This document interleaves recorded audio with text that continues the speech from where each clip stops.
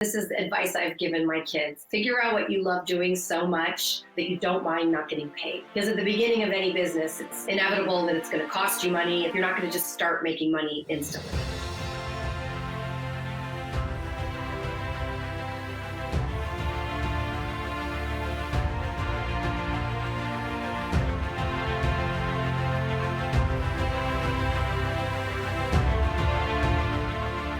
What is up, Impact Heroes? Welcome back to the show. I'm your host, Rick Ornelas. Thank you for spending some time with us today because we know time's a valuable resource and we're going to make it worth your while. I appreciate each and every one of you, not just for listening, but for who you are. I know you're sparking change to make the world a better place every day, and I am humbled and grateful for your efforts. It takes all of us doing our part to spread positive change, and that's what this show is all about. Motivating you with stories of struggle, courage, and hope to empower you to make a difference in your life and the lives of others. Are you interested in having Rick speak at your event or business? Here is what others have to say.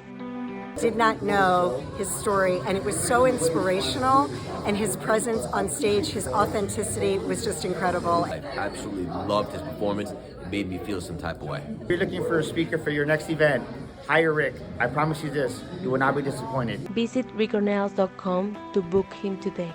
Welcome back, Impact Heroes. Today we have the pleasure of speaking to our latest iSpark Change social impact hero, Sepsis Alliance partner and celebrity makeup artist and hair artist, Christina Flach.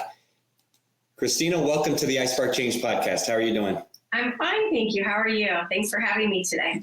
Yeah, fantastic. It's an honor to have you here on the show. We appreciate you taking time for us. I know you do a lot of interviews, so we're grateful that you chose to do our podcast as well. It's my absolute pleasure. Thank you so much. Great. Well, with the theme of our show, we see you as someone who is helping to spread positive change in the world with the actions that you have that have a positive impact on humanity in some way. And that's what we call a social impact hero. So whether you consider yourself a hero or not, we consider you a social impact hero with some of the work that you do. So what I'd like you to share, just to start out, is every hero has their origin story of how they started to do their heroic work or how they got to this point in their life.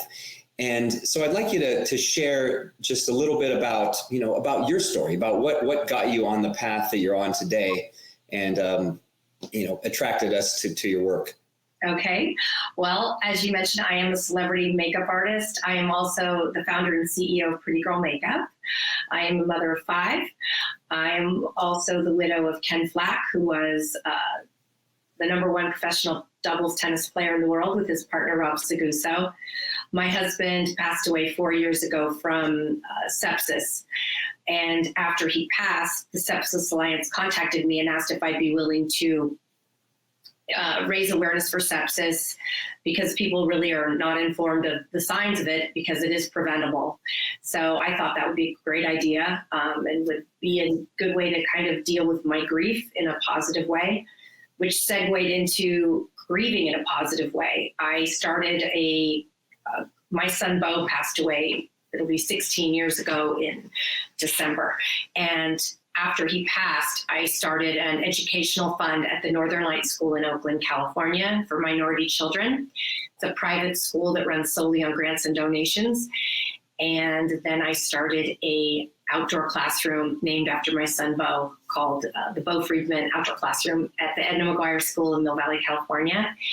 And then when Ken passed, we added on the Ken Flach Educational Fund at the Northern Lights School. So I feel that you can honor your loved one and be grieving in a positive way without being a widow in a black shawl and just miserable and angry at the world. I think if you're grateful for what you have and not what you don't have, I think it's a better existence.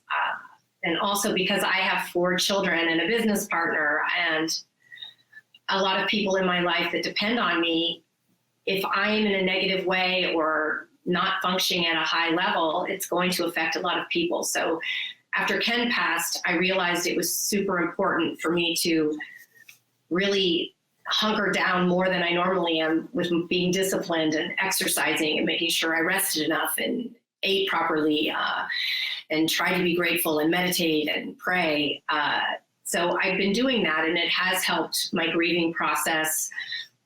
Obviously, there's bumps and harder days than other days, but this is how I've been in dealing with this very difficult time.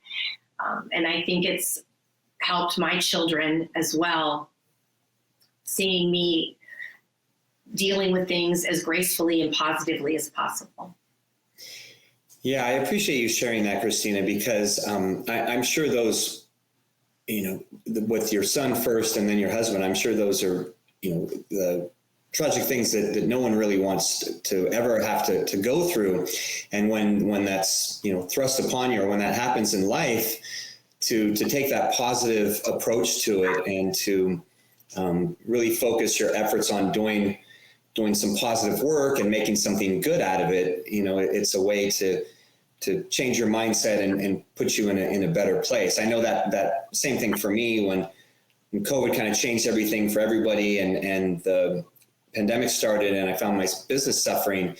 First, I went in that anxious and depressed place, and then I said, no, I have to get out of this. And then I channeled my work into helping others and focusing on others. And it did the same thing for me. It helped me to get out of that. Back on track a bit, right? Yes. Yeah, exactly. So share with us though, how did you, because I know for me how I kind of made that transition to the positive mindset, but grief, I've had some loss in my life from some people very close to me, my sister and my father. And so tell me how you made that transition to get to the positive and say, okay, this is where I'm going to channel my energy. And being a mother, I don't know if this plays in your story, but I would imagine being a mother of 4 that are counting on you to be strong, that play a role. But how did you make that transition from, kind of the grief to, okay, let's get control of this? So that's a very good question. My daughter, Melania, my oldest, came into my office after Ken passed. She had come home from London where she was studying to be a fashion designer. And I was in my office, and I'm sure I was crying and mad and wanting to throw things. And she just looked at me and said, Mommy, you have to be grateful for the time you had with Daddy and not for what you don't have. After my son Bo passed away and I had met Ken, that's what she said. She said, as soon as you met Ken, he made you smile and laugh again. He changed all our lives, and we have to be grateful for that. And so once she said that to me, besides that I was thinking, my gosh, how did my daughter get so wise and amazing? I was really grateful for that bit of advice, because it really did kind of snap me back into reality of like, okay, not everyone finds someone as fantastic as Ken that loved and adored me and my family and made such a difference in our lives. And so I think that helped me to start really looking at, you can look at things as positive or negative. It's happiness is a choice, right? Mm-hmm. And so once I started looking at that about what I had, I wish I'd had 80 years and I didn't, but I have to be grateful for the 8 years that I did have. And it does help. Obviously, there are days that are harder than others, but on those extra hard days, I really try to focus on, something special that he brought to our life and that made me laugh and smile and feel so loved and adored. And I think also being able to use my husband and my son's name to help children with education and nutrition makes me feel incredibly good. And I know that's helping others, which is a blessing. So that's kind of where I keep my head going. Yeah. And, thankful for your daughter, like you said, wisdom at a young age to get you on the right path or on the right path there. Do you think, how long had you had done some of the work for your son between the time, between 2018 when Ken passed away and how long have you been doing that work prior to that? So Bo passed away in 2006. Okay, 2006. And then you started doing that work pretty soon after, or when did you start doing the work?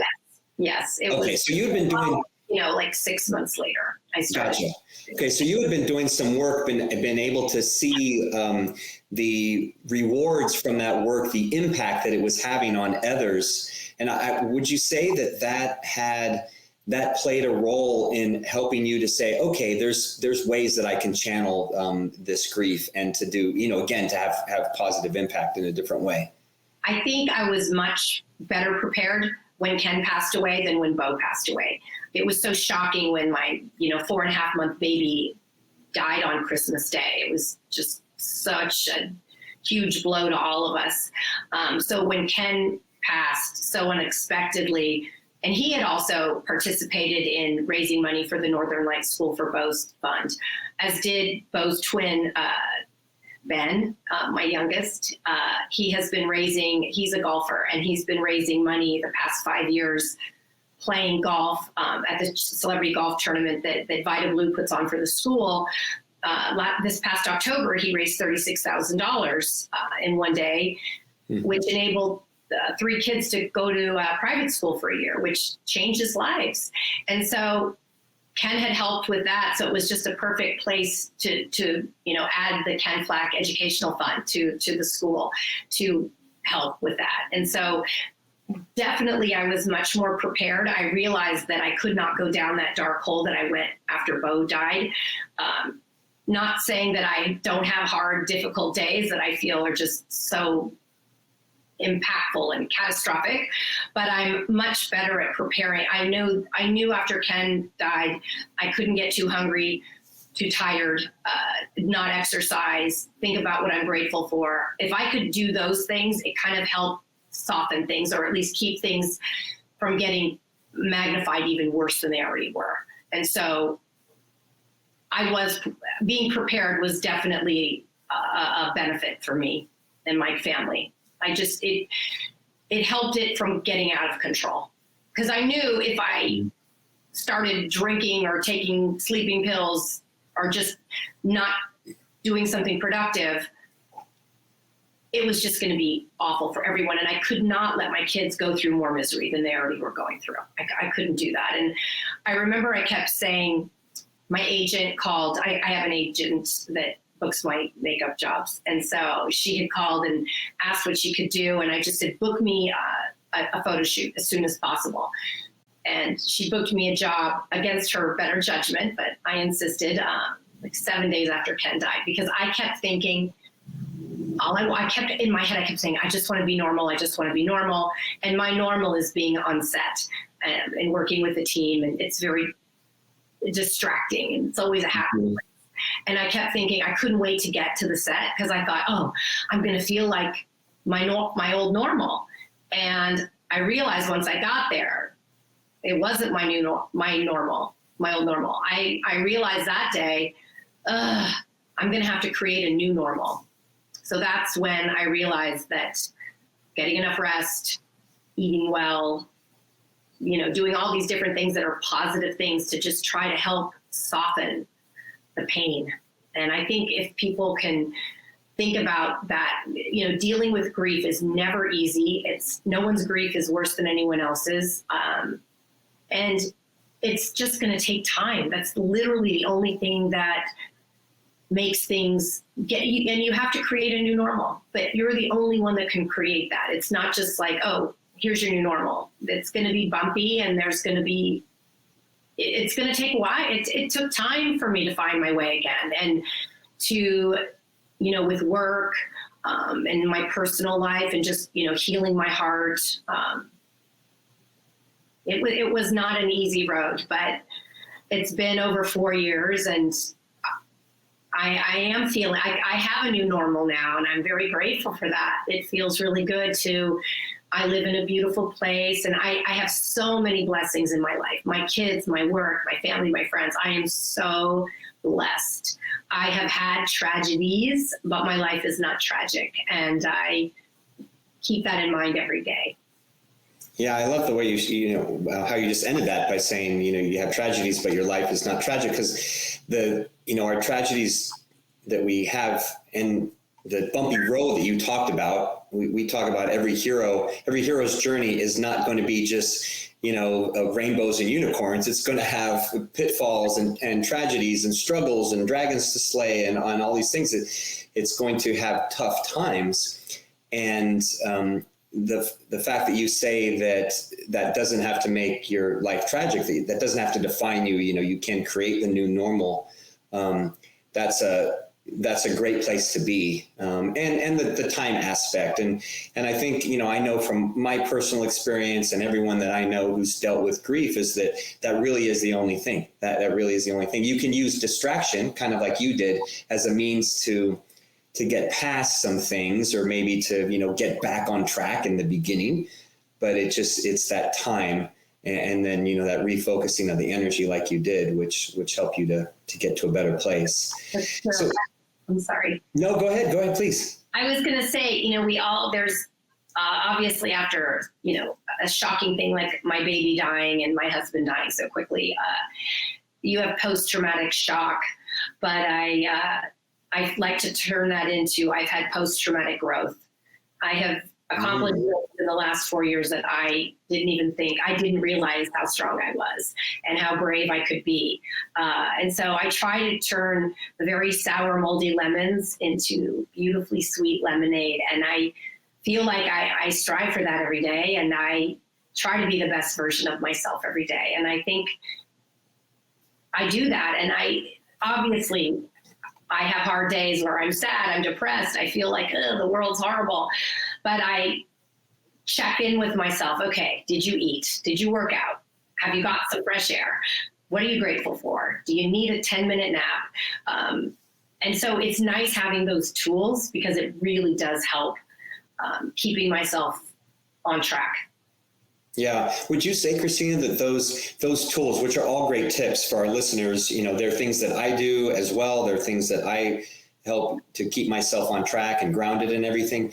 Did you find those afterward, or were they a part of your life beforehand? Even before, let's say, Bo's death or Ken's, were they a part of your life beforehand, and you just started relying on them more, or were these things that you found afterward? I think they were there in a much smaller way. And I think after those two experiences happened, I realized how important they were. And I think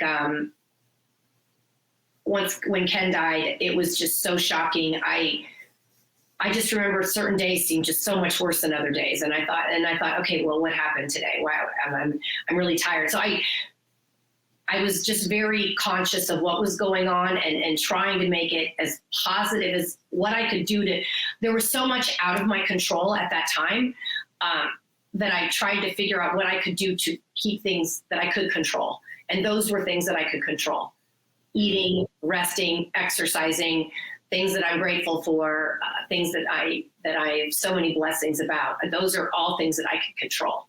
All the chaos that was going on around me was totally out of my control. So it was nice to be able to have something that I could kind of hold tight that were going to make me feel better. Yeah, and that's a very empowering place to be. And I think that's an excellent point for our listeners, because a lot of people, they listen to the iSpark Change podcast, or they follow us on social media because they want some inspiration. They want some positivity. They want some motivation, some daily content that's going to help them in a challenging day or get them past a difficult time. And what I had to realize for myself years ago, when I had gone through a tragic accident 21 years ago, what I had to realize is the same thing that you just shared, Christina, was that it is a choice, to be aware of the situation and to say, okay, this is what's happening. Now I'm going to make a concerted effort to say, all right, I'm going to sleep. I'm going to, eat. I'm going to work out. I'm going to take care of the self-care, if you will.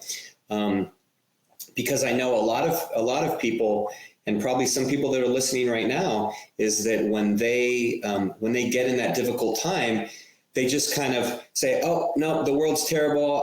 There's nothing I can do. This is the situation, and I'm just stuck in it, and I'm just going to have to be here until it's over. And that's really most often not the case, is that you can take control of the reins and take control of your situation, as you did.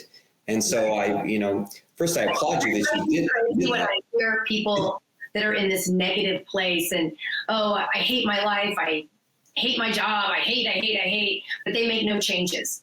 I have zero tolerance to hear that, because everyone has blessings. Oftentimes these things that we think are happening to us are actually happening for us. I don't think that my husband dying was a blessing or happening for me, but I have focused more on my career and my children and my personal life and raising awareness for sepsis and my philanthropic work, where I'm trying to, raise money for my charity. And so I think everyone, if you're in that negative place, you need to sit there and go, okay, write down 3 things that you're grateful for and focus on those and what change you can make. Your life isn't going to change until you decide to change it. And that is a fact. And if you don't like your job, get a new one. If you don't like where you live, it's so funny. I had a conversation on another show about a week or 2 ago. They asked me, aren't you scared about failing? And I thought, my God, no. I'm afraid. What I'm afraid of is not trying, because that's the failure. Trying, and even if there's bumps in the road, which inevitably they're going to be, those bumps, it's just taking you down. And it's like, okay, well, I guess I need to shift to the left and go down that road, because that I learned this lesson. Okay, that's not working. Make another choice. It doesn't mean it's a failure. It's just a bump. And I read a really great book after Ken died. I went to a grief camp at Canyon Ranch in Arizona, and there was a woman there, Rabbi Sherry Hirsch from Los Angeles, who had written a book called We Plan and God Laughs. And it's such a great book for anyone to read. You don't have to have lost anyone, because life has bumps, and it teaches you to kind of ride the waves of, like, yes, these things happen, but go down that road and learn to ride the wave. Everything always works out, and worrying is the biggest waste of time. Worrying is just praying for bad things to happen. So I feel that the universe will help us if we're clear on what we want. If we keep thinking, oh, I'm going to lose all my money, I'm going to lose my house, I don't have a job, all this negative stuff, well, the universe thinks that's what you want to have happen, and that's what is going to happen. So it's super important to be positive and think about the outcome you want, because I do believe that you will get it, but you just need to have a clear mindset as to what you want. Yeah, thank you for sharing that, Christina. A couple of things stand out there. Is one is about the failure, because I say this all the time, and especially when I speak to young people, when I speak to students and everything, is I share with them that failure is the greatest teacher that they will ever have in life, because from your struggles you get strength, from the obstacles you can find opportunities, and instead of worry you can gain wisdom out of the situation, and you can create that future that you want. So you can, manifest that future. You can create that future, like you're talking about, telling the universe what you want, just by changing your outlook, changing your mindset. And so that's, you're speaking my language right there, Christina. I also think that worrying is just a bad habit that people have. I think you, instead of worrying, start manifesting, using your powers and your desires for what you want to have happen. I think and when you catch yourself worrying about something, okay, stop. What do I want? Clear that. I didn't mean it. This is what I want to have happen. So I think you need to kind of retrain your brain and get into the habit of thinking positively and not worrying, and just kind of snap yourself like, oh, I didn't mean that.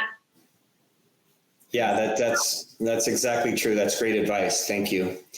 So as we consider your hero is actually an acronym, and an H stands for, hero honors their purpose. their purpose is that defines who they are, how they show up in the world, the foundation of what they do. So obviously you have your philanthropic work and the different type of work you do there. But what would you say is your purpose that you've created for yourself, that you feel is your true purpose right now at this point in life? I think my new purpose is making people look and feel like the best versions of themselves. And that's in all different aspects. It could be from being a makeup artist, being a CEO, as a mother, as a friend, just different ways of trying to make people feel the best from the inside out. Yeah, that's a way to empower others. You know, we at iSpark Change, we want to empower others to spread positive change and elevate their social impact. And you're empowering others by making them feel, look and feel their best. So that's a great thing to do as a hero. In your journey, we talked about that it's going to have pitfalls, it's going to have challenges and roadblocks and everything. What do you think is something that was maybe a big roadblock that came along the way that could have stopped you in moving forward, that could have prevented you from getting to where you are today? What do you think is something that was a big challenge or obstacle? I think I could have used my age as an obstacle. I'm not 25 when I started my company or when I got my first agent. But I just try not to use anything as an excuse. I don't see anything as a roadblock. I just set a goal and go. I have a quote here on my desk. I will share with you because I think it's great. It says, set your mind on a definite goal and observe how quickly the world stands aside to let you pass. Napoleon Hill. And the other one is by Babe Ruth, which is I love. It's hard to beat a person who never gives up. So those are. Yeah, it's true. Me, I don't give up. And no doesn't mean no to me. It just means like, you're the wrong person. I need to find someone else who's going to say yes. Yeah, find someone else or not now. It just means it's not the right opportunity in that second. Absolutely. Yeah, exactly. Well, with iSpark Change, sparking change is all about those spark moments that we call them, those spark moments in life that are where it's one act that has a ripple effect that continues far beyond that initial act. So it could be, you starting your work at the school, or it could be your work with sepsis, or it could be something entirely different, or, your company. But as a hero, I'm going to guess that there's been spark moments in your life where either someone has impacted you by some action that has caused that ripple effect in your life, or you've impacted someone else's life with something that you've done. So share an example of a spark moment that you can think of from along your journey. Well, I have answers to both questions. So share them both. Yeah, by all means. I had an experience not too long ago. I did a pro bono makeup consultation for a teenage girl, and she had some pretty major obstacles in her life, and she didn't know how to use makeup or which products, and she wanted a lesson. So I spent a couple hours with her, and it was so amazing that after, she felt so great about herself that she pushed herself more than she normally would have, and she applied to a study abroad program in Europe. And I didn't know she was doing that, but like a few weeks later, she sent me a text and said, I have some huge news to share with you. I felt so good about myself after the time I spent with you. I took a chance and applied to this study abroad, and I'm going to Prague. So she's going to Prague, and that just made me feel so good that I thought, my gosh, I spent some time. And that's a big thing to me. I always tell people, you don't need to buy me anything. Just give me some time. And I gave her some time, and it did change her life. I told her, you can do anything with your life that you want. You just have to figure out what you want to do and do it. And so that was great. And I'm trying to think, I've had so many different people in my life that have touched me. Oh my goodness. I've had people after my husband died that I didn't know very well, that just showed up at my door to help me. People that I'm close with that really, it's so surprising when something like that happens, who's going to show up and help you. And I just thought all the people that did show up, I was just really touched by and grateful, because it helped me to stay on my path and stay on track and to do positive things and not feel so alone and negative about things when things just did not seem to be very pleasant. Yeah. And then, thank God that you've had people like that in your life that have had those spark moments. And that's a great story. I love the story of this girl that you helped, because it's a perfect example of a spark moment. It's something that, you gave the gift of time. Obviously you taught her about makeup too, but you gave her some time that could totally change the trajectory of her life. By virtue of her going to this school in Prague, her life could be totally changed. You don't know. I mean, I think that's who she meets, whatever. Yeah. I also think it really showed me that my words and my actions really do impact people. And that, my gosh, it makes you want to do it more to help others. And I told her, I said, look, I did this for you, and one day you're going to go do this for someone else. You're going to give someone time, and you're going to give them confidence and something that's going to change their life. Because I also feel that when to have so many blessings in my life and all these miracles, it would be morally wrong not to try and make change in the world and help other people. So I think it's super important that we all do that. We all have to give back. There's no, I think it's a plus for everything. It makes you feel good. It makes the other person feel good. It just makes the world a better place. So I think if people can just do one little thing, will lead to the next thing. It doesn't need to be your whole world. Doesn't have to just turn upside down in one day. Just start with one little thing. One little thing. It'll lead to two little things. And little by little, you'll have more confidence and strength to turn things around in your life. Yeah. And there's no better way to feel. If you're struggling, there's no better way, at least what I found, and it seems like you found the same thing, Christina, that when you're struggling, to channel that into helping someone else. And by virtue of helping someone else, you get the rewards and the blessings of seeing how it's impacted them. And then you're in a better place. Now, all of a sudden you're feeling better. You're not in the low times. And, those rewards are just so great. So great helping others.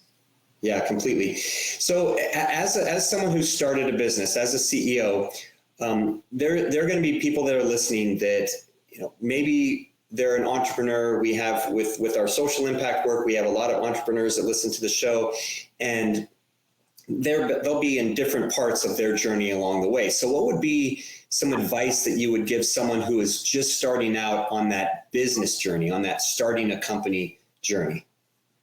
Well, this is advice I've given my kids. Figure out what you love doing so much that you don't mind not getting paid. Because at the beginning of any business, it's inevitable that it's going to cost you money. You're not going to just start making money instantly. Mm-hmm. Maybe you will, but you can't guarantee it. Because the reason why I say it's super important to love it so much that you don't mind getting paid, because when you start a business, it is 7 days a week. It is 24/7. And it is so much more time, effort, money, everything than you can even fathom. So you have to enjoy the process, or you are not going to succeed, because you're not going to want to do it if it's frustrating and you don't like it. I also think you can do, let's say you have a job that you really don't like, but you don't have enough money to just quit and start something else. I would start doing it part-time. Do it after work. Do it after, on weekends. And then little by little, you'll be able to transition to making it full-time. And so it doesn't have to be so, harsh. It can be a little softer. And I think that's a good way to go about it. And it'll also teach you, okay, this worked, this didn't work. Or maybe I love flowers. I think I want to be a florist. Well, go assist a florist and see if you really like it. You don't want to start something unless you've had the experience of doing it. Because, I have people contact me saying, oh, I want to be a makeup artist. I love it. I love makeup. Well, you may love makeup, but the reality is I wake up at 5 a.m. sometimes, 4 a.m. sometimes to get to a shoot, or we have to start early. I'm on my feet 12 hours, and then I have to drive an hour or two home, or I have to get on a plane. or I'm away from my family for a week at a time because I'm on a shoot. So I love what I do, but if you don't love travel, if you don't like to change, my sister, for example, she's an executive with Costco. She thinks I'm a gypsy and that my life is crazy. And it is compared to hers. My sister knows when she's going to work. She knows when she gets off. She knows when she has a day off. She knows when she has vacation. I don't know any of the above. I don't know if I'm going to work the next 3 days or if I'm not. I'm kind of on call. It's a very different lifestyle. So you have to know, besides just being a makeup artist, you have to also realize, are you okay with life not being consistent and not knowing whether you're going to work? That's why, for me, having my makeup company is great. So days that I'm not on set, like today, I'm working on my company. I had a meeting with my business partner and one of our investors before we had our interview today. So, and then I have more things that I'm going to work on. So I always have a plan A and a plan B, but they each complement each other. Being a makeup artist helps my credibility as a CEO of a makeup company. And then being a CEO also helps that I have my own line. Not every makeup artist in the country has their own line. So I've been able to have two jobs that help each other. Gotcha. Okay. Well, great advice, especially for entrepreneurs, because it is not an easy road. You do have to love it. You can't just expect that, the dollars are just going to come flying in. And I think especially for a lot of those younger entrepreneurs that follow the program, sometimes, social media would have them believe that it's just simple and they're going to make $1 million overnight. And the reality is that it takes work. It takes a lot of work, a lot of time, a lot of work. And you got to put in the grind, put in the hours, like you said, and then you'll see the results of all that work. That's true. Thank you for sharing that. So our goal at iSpark Change is to impact 1 billion people in the next 5 years through our community, through the work that we're doing, through our future social media platform. And we can't do this alone. We need the help of leaders like you, social impact heroes that are helping show others the way. Okay. Now, there are a lot of people out there that were like me that don't feel that they make a difference, that they feel that, oh, they're too small. What are they going to do? Or how can they have an impact? And I know you have an impact in your work and you are a social impact hero. So we value your thoughts and your opinions. So tell our listeners, if you were to peer into our iSpark Change crystal ball here and look at the future and see a world where everyone believes that they can control their future, that they can have an impact on their future, that they can make the world a better place and they can help others be better, what would that world look like? Paint that picture briefly of what that world would look like if everyone starts believing some of the things that you've shared today. Well, first of all, you have to believe it. And second of all, I just try to be the best version of me every day. If I see garbage on the floor, I pick up a piece. If everyone could do one little thing, picking up some trash they see, making an impact on one person, like I made on that girl. I try to touch everyone. I always tell my kids when they get out of the car, like when they were little in the morning, make the world a better place. If everyone you touch they leave you feeling better than when they met you, you've touched one person, which will lead to touching of another person. It trickles down. So if you can always just keep in mind, I'm not going to take out my frustrations, my anger, my sadness or whatever on everyone. I'm going to try and make everyone I see, touch, everyone feel good. The world will be a better place. Yeah, simple words and so, what's simple to do, or what's easy to do is not always the simple things that people do. So I appreciate you sharing that. It's a great reminder for our listeners and our audience that they can just touch one person, just affect one person every day. Well, Christina, so our audience is going to want to learn more about you and know how they can connect with you. So where's the best place for them to find out about you? Well, you can look at prettygirlmakeup.com to see my makeup company. If you would like to see my work as a makeup artist, go to ChristinaFlach.com. On Instagram, it's Christina Flach Makeup, and Pretty Girl Makeup is PRETTYGIRLMKUP. If you would like to find out more about sepsis, you can go to sepsis.org to see the signs of sepsis. You scroll down, there's a timetable that says time. So you can go there, and we're on Facebook, Instagram, Twitter. We're all over the place.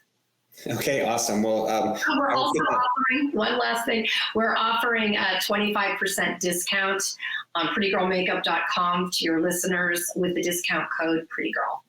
Awesome. All right, great. Well, we will share that in the show notes, and I know our listeners will appreciate that. Well, thank you for taking time today to share your heart and your wisdom with our audience, Christina. Thank you for having me. I appreciate it.